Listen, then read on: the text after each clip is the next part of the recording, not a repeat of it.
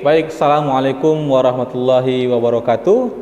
Selamat siang, salam sejahtera untuk kita semua. Perkenalkan, nama saya Dr. Indra Utama Tanjung, SHMH.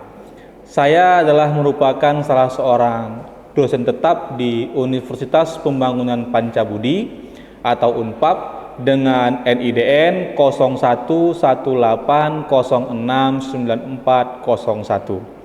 Adapun mata kuliah yang saya ampu adalah Hukum Administrasi dan Tata Negara dengan bobot 3 SKS. Dalam proses pembelajaran, saya menggunakan 3 pendekatan utama, yaitu delivery, interaction, dan assessment.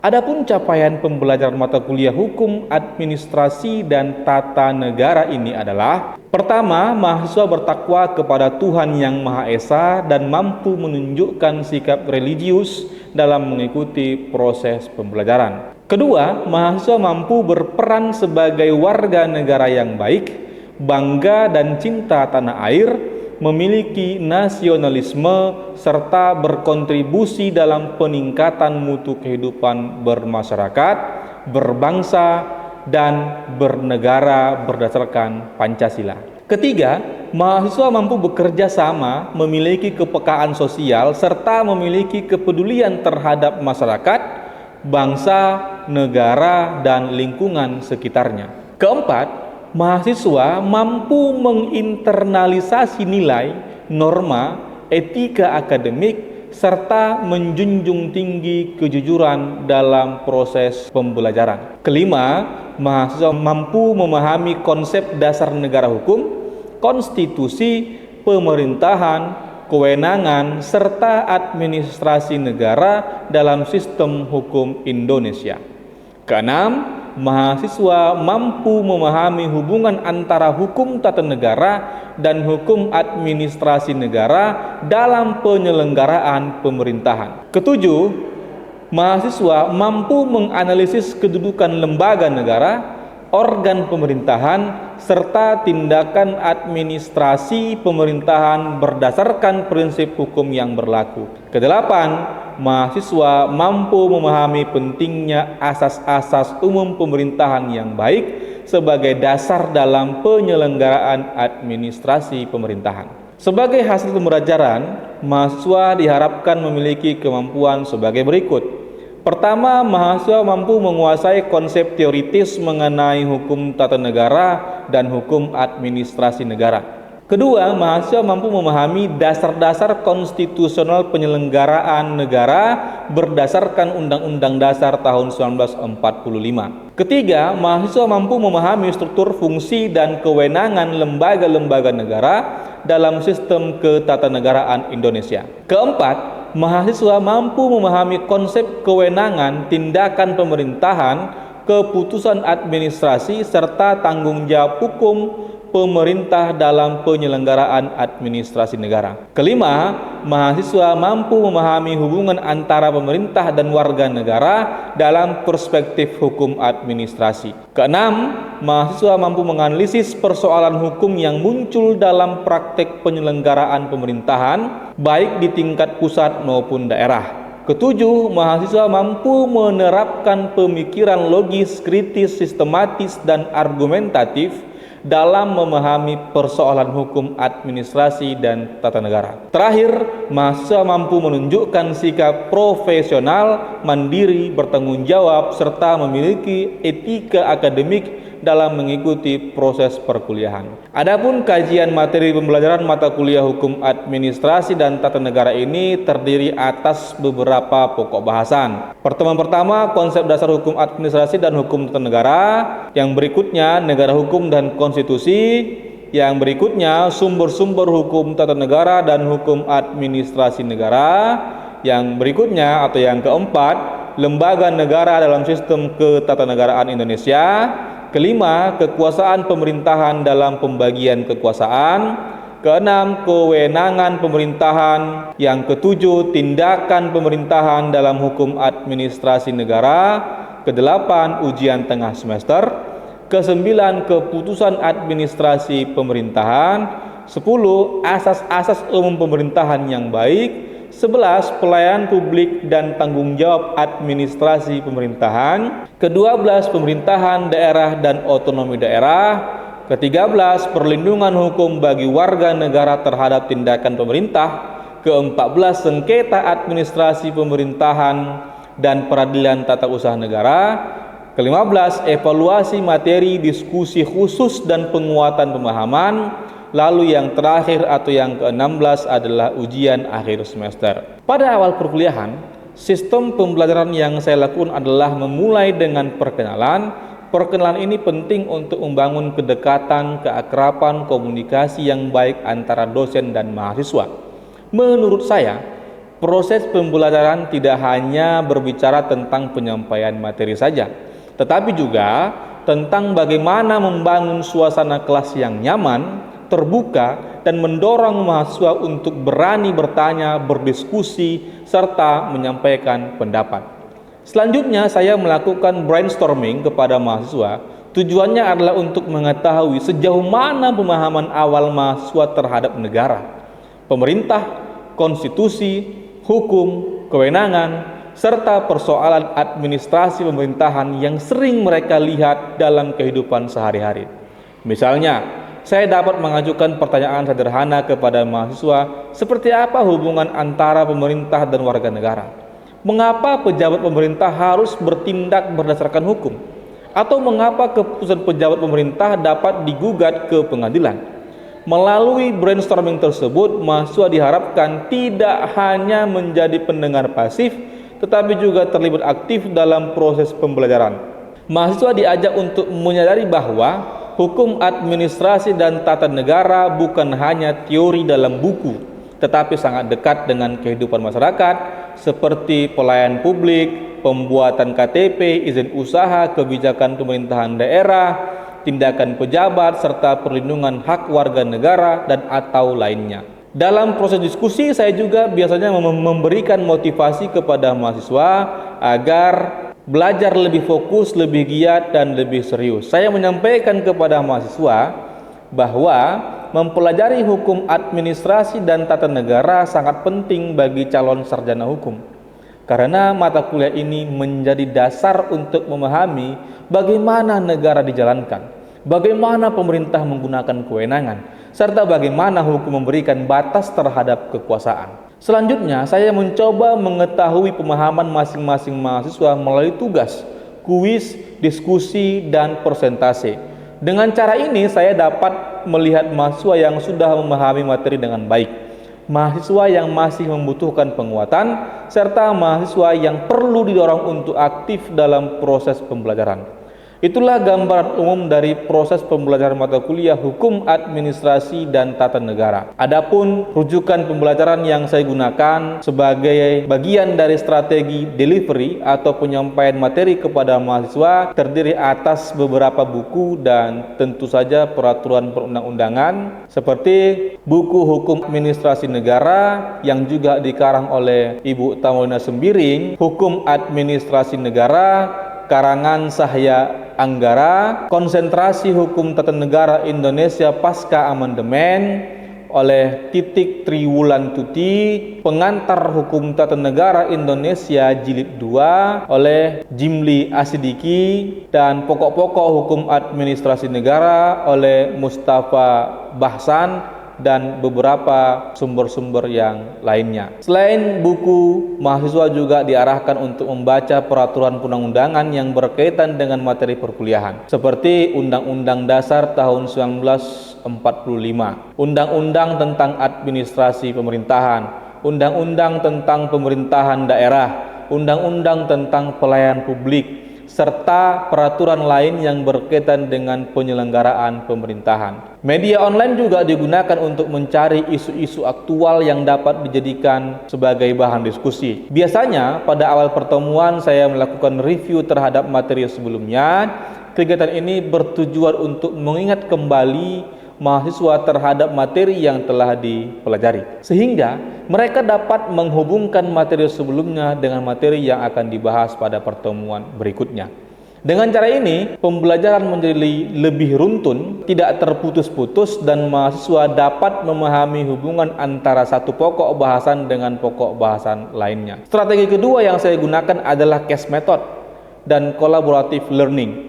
Dalam strategi ini, mahasiswa diberikan contoh kasus yang berkaitan dengan hukum administrasi dan tata negara. Melalui case method, mahasiswa akan dilatih untuk tidak hanya menghafal teori, tetapi juga mampu menganalisis kasus secara hukum. Sementara itu, melalui collaborative learning, mahasiswa didorong untuk bekerja sama dalam kelompok. Mereka dapat berdiskusi, berbagi pendapat, menyusun analisis, dan mempresentasikan hasil diskusi di depan kelas. Dengan cara ini, mahasiswa tidak hanya belajar dari dosen, tetapi juga belajar dari sesama mahasiswa. Dalam perkuliahan, saya juga menggunakan saluran komunikasi untuk mendukung proses pembelajaran. Salah satu media komunikasi yang digunakan adalah grup WhatsApp. Grup ini digunakan untuk menyampaikan informasi perkuliahan, membagikan bahan ajar, mengingatkan jadwal tugas, menjawab pertanyaan mahasiswa, serta membahas kendala-kendala yang muncul selama proses perkuliahan. Selanjutnya, dalam pelaksanaan asesmen atau penilaian pembelajaran, saya melakukan evaluasi terhadap mahasiswa melalui beberapa komponen. Pada awal pertemuan, saya menjelaskan bobot penilaian mata kuliah ini kepada mahasiswa agar mereka memahami indikator yang digunakan dalam menentukan nilai akhir. Adapun bobot penilaian mata kuliah hukum administrasi dan tata negara adalah sebagai berikut: kehadiran 10%, tugas 10%, kuis 15%, ujian tengah semester 25%, dan terakhir ujian akhir semester 40%. Berikut adalah video saya mengajar di dalam kelas mata kuliah hukum administrasi dan tata negara. Selamat menyaksikan. Baik, Assalamualaikum warahmatullahi wabarakatuh. Selamat pagi dan menjelang siang dari mahasiswa sekalian. Hari ini kita bertemu kembali pada mata kuliah Hukum Administrasi dan Tata Negara.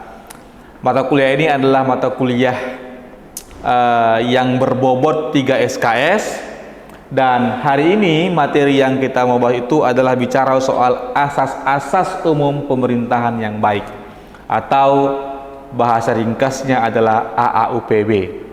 Sebagaimana biasanya kita lakukan, ada baiknya kita mengambil hikmah pertemuan perkuliahan kita ini untuk berdoa.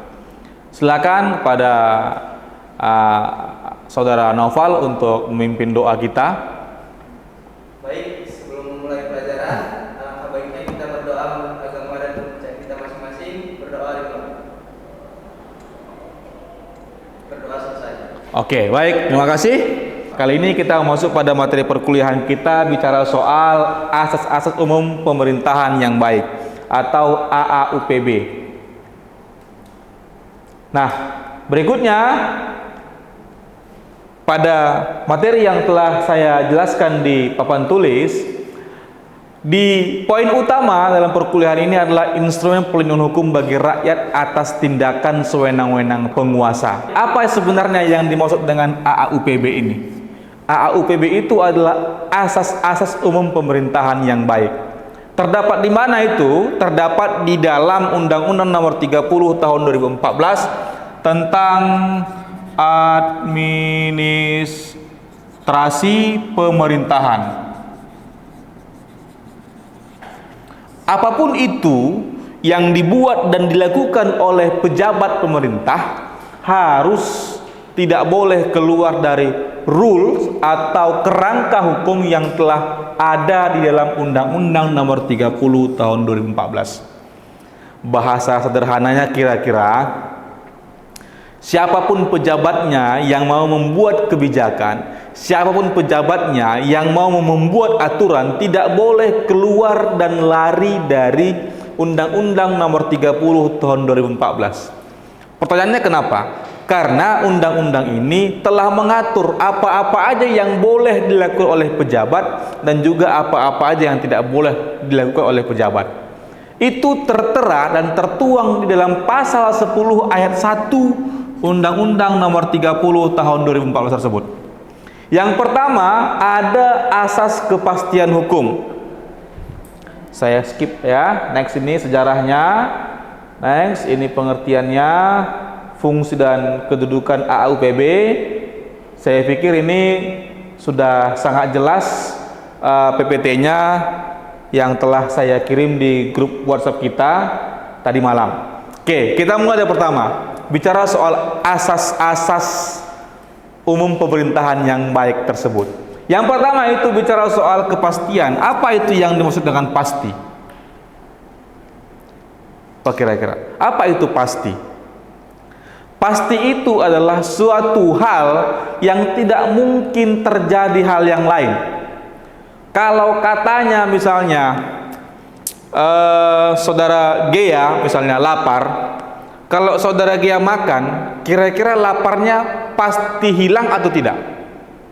Pasti hilang, karena saudara Gea sudah makan. Fungsi makan itu untuk menghilangkan lapar.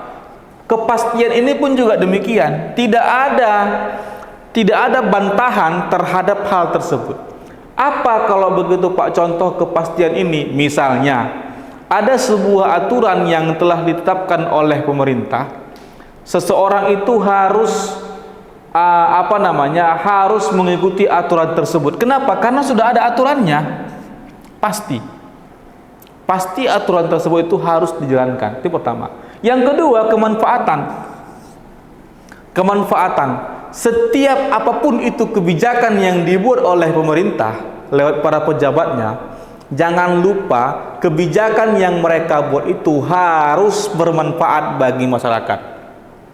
Jadi Pak, bagaimana kalau seandainya ada kebijakan yang tidak bermanfaat, Pak? Artinya kalau ada kebijakan yang tidak bermanfaat yang dilakukan oleh pemerintah, maka kalau kita merujuk pada asas-asas umum pemerintahan yang baik ini, itu batal demi hukum. Kebijakannya itu batal demi hukum. Nggak ada manfaatnya. Apa misalnya? Misal ya, ini kita mencontoh. Misal kalau seandainya di mata kalian kebijakan tentang makan bergizi gratis itu tidak bermanfaat, maka kebijakan itu batal demi hukum. Namun tentu saja faktanya kebijakan itu ada manfaatnya. Apa manfaatnya? Hari ini anak-anak sekolah itu di 26.000, kalau saya tidak salah itu lebih kurang sekitar 26.000 SPPG sudah beroperasi se-Indonesia untuk memastikan anak-anak sekolah dasar setiap siang itu makan dulu mereka baru pulang, kira-kira begitu, terpenuhi gizinya. Sehingga tidak ada lagi orang yang makan siang, anak-anak yang makan siang, ada juga yang tidak makan siang, kira-kira begitu. Berikutnya, ketidakberpihakan. Undang-undang administrasi pemerintahan mengatakan bahwa setiap kebijakan yang dibuat itu tidak boleh berpihak kepada seseorang, tidak boleh berpihak kepada satu orang aja. Undang-undang ini harus berlaku umum. Artinya apa? Contoh misalnya, saya mau bayar pajak. Saya mau bayar pajak kendaraan bermotor, misalnya kan. Nah, karena saya dosen, dipercepat. Saudara Naufal mau bayar pajak sepeda motor, karena beliau mahasiswa diperlambat, itu nggak boleh. Mau siapapun dia, siapapun orangnya, itu harus sama. Kenapa? Karena ada asasnya ketidakberpihakan ini. Nah, berikutnya pun juga demikian. Ada kecermatan. Nah, setiap seorang pejabat itu harus cermat. Makanya, kalau ada kebijakan yang salah, bukan kebijakannya itu yang dianggap salah, tapi orang yang membuat kebijakan itu yang salah. Kenapa? Karena setiap orang yang menjabat, orang yang membuat kebijakan itu sudah tidak boleh salah mereka. Sama halnya seperti polisi. Kalau ada polisi yang khilaf, itu nggak boleh, karena seorang polisi tidak boleh khilaf. Kalau ada hakim salah memutuskan, itu nggak boleh. Meskipun putusan hakim tersebut itu salah ditetapkan, yang salah itu harus diikutkan. Kenapa? Karena seorang hakim tidak boleh salah. Dasarnya dari mana? Kecermatan. Jadi bukan individunya, tapi jabatannya. Individunya mungkin saja boleh salah, tapi jabatannya itu nggak boleh salah. Kira-kira begitu. Berikutnya, tidak menyalahgunakan. Jadi tidak ada boleh pejabat yang menyalahgunakan. Jadi dari asas yang 8 ini di pasal 10 ini berkembang menjadi banyak aturan. Itu mengapa saya sering bilang kepada adik mahasiswa bahwa HTN dan juga HAN itu adalah induknya hukum, mau pidana, perdata, apalagi hukum lingkungan dan sebagainya, itu adalah produk dari HTN HAN. Contoh yang saya ambil dengan cara yang mudah, misalnya di sini saya buat tidak menyalahgunakan, ya kan, tidak menyalahgunakan jabatan misalnya. Lahirlah undang-undang tipikor, dipidana. Dari mana itu? Dari sini asasnya. Tidak menyalahgunakan wewenang. Itu adalah produk dari HTN HAN. Kira-kira begitu. Lalu berikutnya keterbukaan. Keterbukaan itu maksudnya prosesnya itu ya mesti terbuka lah. Nggak boleh pula mereka itu sembunyi-sembunyi. Berikutnya juga itu ada kepentingan umum. Setiap kebijakan yang dibuat itu harus berujuk pada kepentingan umum. Tidak boleh hanya kepentingan individu tertentu. Dan terakhir itu adalah pelayanan yang baik. Sebelum saya lanjut, ada yang mau bertanya? Saya persilakan. Silakan. Berarti Pak, dalam menjalankan pemerintahan, setiap pejabat negara tidak boleh hanya berpegang pada kewenangan jabatannya, tetapi juga wajib memperhatikan asas-asas umum pemerintahan yang baik, ya Pak? Ya, betul. Jadi misalnya seorang pejabat, saya nih katakan menjabat sebagai Kadinsos misalnya gitu kan. Kalau saya merujuk pada jabatan saya Kadinsos, saya bisa suka-suka dong. Suka-sukanya apa? Saya punya kewenangan, saya bisa menyantuni nih orang-orang. Tukang becak saya kasih duit, pembantu saya kasih duit. Kenapa? Karena saya kader sosial. Tapi saya tidak boleh mengenyampingkan asas yang sudah ada ini. Salah satunya itu adalah asas tentang kepentingan umum. Jadi tidak boleh hanya sebahagian orang saja yang untung gara-gara saya menjabat tersebut. Jadi intinya adalah seorang pejabat itu tidak boleh hanya berpegang pada jabatan yang dia pegang saja, melainkan juga asas ini itu menjadi pedoman inti bagi dia. Yang lain? Silakan. Pak, kalau ada pejabat yang sudah mengeluarkan keputusan, lalu keputusan itu merugikan masyarakat karena tidak teliti, apakah itu termasuk pelanggaran terhadap AUPB? Ya tentu aja. Tadi kan kita bilang AUPB itu poinnya itu adalah di sini bicara soal kecermatan, melanggar asas kecermatan. Bisa kita bilang seorang kadis mengangkat seorang, misalnya saudara Noval diangkat menjadi tenaga honorer. Padahal saudara Noval ini tidak layak diangkat menjadi tenaga honorer di sebuah dinas. Gitu kan? Kenapa begitu? Atau begini deh, saya rubah. Saudara Noval diangkat menjadi pegawai P3K. Padahal dari sisi pengklasifikasiannya, saudara Noval ini nggak layak diangkat menjadi pegawai P3K. Ya kan? Misalnya ada administrasi yang terkangkangi di sana. Itu salah. Kecermatan. Mestinya seorang pejabat itu cermat. Jadi SK pengangkatan saudara Noval yang diangkat menjadi P3K tersebut itu bisa dibatalkan dengan cara kemana? Gugat ke TUN, Tata Usaha Negara. Berikutnya ada lagi? Silakan. Berarti Pak, kalau pemerintah membuat keputusan untuk kepentingan umum, tetap tidak boleh mengabaikan hak individu, Pak? Betul. Jadi asas kepentingan umum itu sangat penting. Sangat penting. Asas kepentingan umum. Artinya apa? Setiap kebijakan yang dibuat itu harus mempertimbangkan kepentingan banyak orang. Itu yang paling utama. Makanya kalau seandainya yang beberapa asas ini mau dibuat grade-nya, misalnya tingkatannya, manalah yang paling utama dari semua ini? Tentu yang paling utama itu adalah kemanfaatan, bermanfaat bagi orang banyak. Itu yang paling penting. Gitu. Ada lagi? Silakan. Saya mau nanya, asas keterbukaan itu apakah asas keterbukaan itu berarti Oh, enggak juga lah. Enggak semua kebijakan pemerintah itu harus dibuka, ya kan? Ada yang dibuka, ada yang ditutup, itu pasti. Maksud asas keterbukaan itu bukan berarti ngebuka semua rahasia negara, enggak juga. Itu yang bahaya. Jadi untuk hal-hal tertentu itu perlu dibuka. Contoh misalnya ada mengenai data pribadi, ya kan? Tidak semua data pribadi itu dapat dengan mudah untuk diakses orang. Tetapi kalau misalnya kita mau ngecek, misalnya ke kantor polisi, plat nomor sekian itu atas nama siapa ya?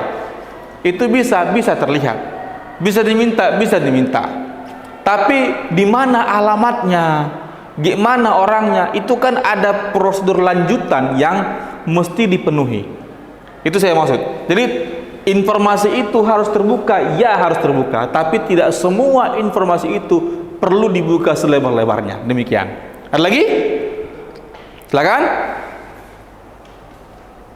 Dan saya, kalau ada pejabat yang memakai kewenangannya untuk kepentingan pribadi, misalnya menggunakan fasilitas negara untuk urusan pribadi, itu masuk asas apa, Pak? Itu masuk asas mana? Asas penyalahgunaan wewenang. Nanti saudara Gea bisa cek di Undang-Undang Nomor 30 Tahun 2014 tentang administrasi pemerintahan, ya, scroll itu kalau pakai HP, cek itu di pasal 10. Di pasal 10 ayat 1 kelihatan tuh asasnya, ini di asasnya. Jadi yang saya sampaikan kepada adinda mahasiswa semuanya, asas ini adalah pucuknya dari hukum itu. Seorang pejabat nggak boleh berwenang, nggak boleh sewenang-wenang.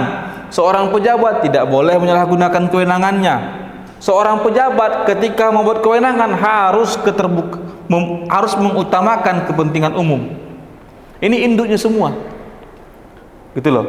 Jadi besok-besok ketika ada pertanyaan-pertanyaan yang disampaikan kepada adik mahasiswa semuanya, bicara soal permasalahan hukum yang ada, bisa kembali ke sini. Kalau seandainya itu melanggar salah satu ketentuan yang ada sini, saya yakin dan percaya itu sudah otomatis melanggar hukum yang ada. Oke? Saya pikir gitu aja perkuliahan kita hari ini. Dan sebelum perkuliahan ini kita tutup, saya ingin sampaikan bahwa tadi semua ada tugas lah, saya pikir ya, yang harus dibuat pada pertemuan berikutnya. Silakan tulis nanti asas hukum yang 8 ini, berikan salah satu contohnya. Misalnya asas kepastian hukum, sebutkan contoh apa pelanggaran kepastian hukum tersebut. Misalnya asas kepentingan umum, sebutkan apa kebijakan pemerintah yang kalian lihat itu mengedepankan kepentingan umum. Kalau ada contohnya itu berbentuk berita, itu lagi bagus. Oke, dapat dipahami ya? Saya pikir begitu aja perkuliahan kita hari ini. Terima kasih atas waktunya. Kita akan bertemu pada minggu depan. Sekian, assalamualaikum warahmatullahi wabarakatuh. Demikianlah video pembelajaran ini saya persembahkan dalam unjuk karya PDD UKT-PT sebagai bagian dari pemenuhan sertifikasi dosen tahun 2026. Semoga video pembelajaran ini bermanfaat bagi mahasiswa, khususnya dalam memahami hukum administrasi dan tata negara, serta bermanfaat bagi masyarakat secara umum dalam memahami pentingnya hukum dalam penyelenggaraan negara dan pemerintahan. Saya Dr. Indra Utama Tanjung, SHMH. Assalamualaikum warahmatullahi wabarakatuh.